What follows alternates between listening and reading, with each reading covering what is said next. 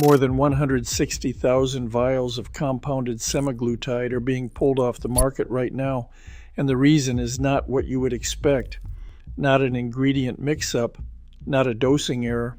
The company found nylon and silk fibers floating inside the medication itself.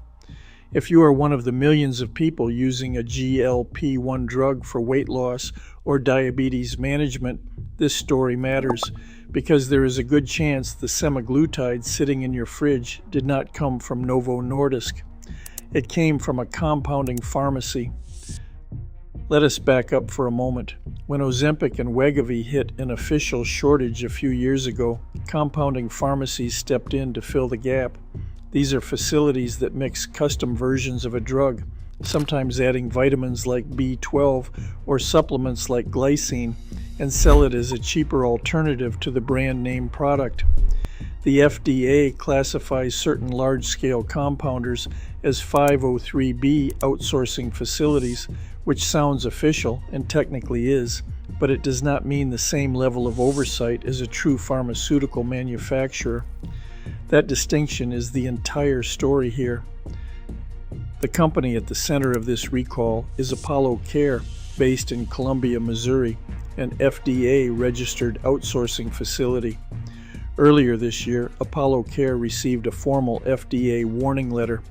Inspectors had gone through the facility and found white fiber-like particles and debris scattered across the floor of the clean rooms, the exact spaces where sterile injectable medication is supposed to be prepared.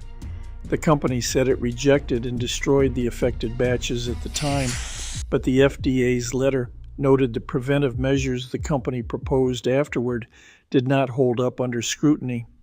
One example inspectors flagged: the specification sheet the company submitted to explain its cleaning materials did not even match the equipment they said they were using. Several months later, the FDA inspected the facility again. Shortly after, Apollo Care initiated a nationwide recall of its compounded semaglutide products, covering both the standalone version and the version combined with glycine.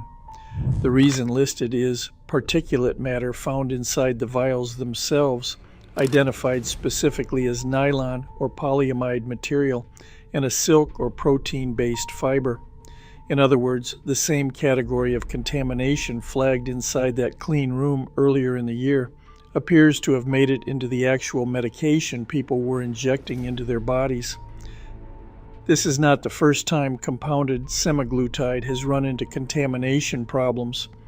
Other facilities around the country have faced their own recalls this year for similar particulate issues, for sterility concerns, and for using bulk drug ingredients sourced from facilities that were not even properly registered with the FDA to begin with.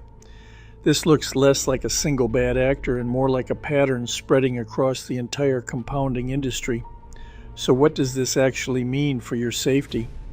Particulate contamination in an injectable drug is not a minor cosmetic issue you can shrug off.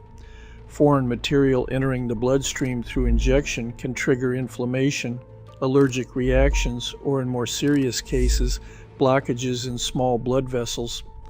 The FDA has not confirmed reports of injury tied to this specific recall as of this recording, but the agency's own history with this manufacturer, a warning letter followed by a recall involving the same type of contaminant, is exactly the kind of pattern this channel exists to track and explain clearly.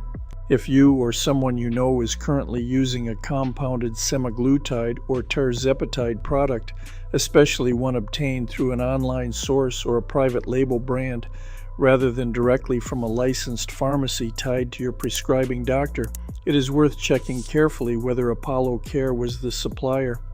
Inspect the vial itself before every use.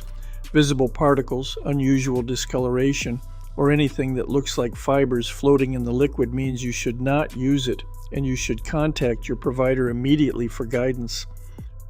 More broadly, this recall is a reminder of something health authorities have been saying for a while now.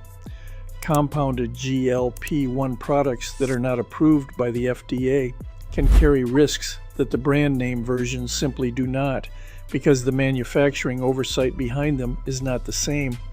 That does not mean every single compounding pharmacy out there is unsafe. It means the burden falls on you to actually ask where your medication comes from and how it was made before you inject it. We will be watching closely to see whether this recall expands further and whether the FDA issues a follow-up warning letter, given that this is now the second contamination flag at this same facility within roughly 6 months. If this kind of investigation is useful to you, do us a favor and hit that like button on this video and subscribe so you do not miss the next one.